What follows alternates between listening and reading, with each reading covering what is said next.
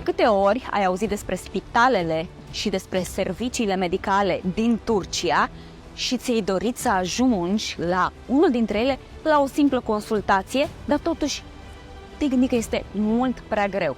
Ei bine, nu este greu deloc. Încă de la intrare sunt așteptată de către un consilier medical, mai exact de către reprezentantul Gino Vișinescu. Bună ziua! Bună ziua! Bine ați venit la Istanbul! Bine v-am găsit! Am ajuns. Ce facem astăzi?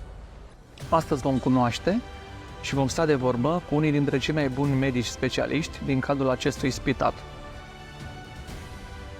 Prevention is more important than cure. Yes, 100%. Also, in this hospital, everyone asks, we have a whole body MRI screening. Everyone asks if I will have cancer or not.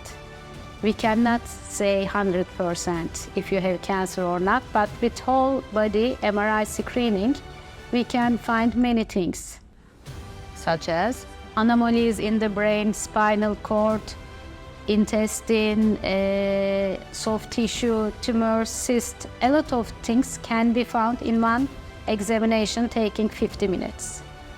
Cum putem ajunge la unul dintre spitalele de aici din Turcia? În primul rând va trebui să ne contactați. Apoi avem noi grijă de restul.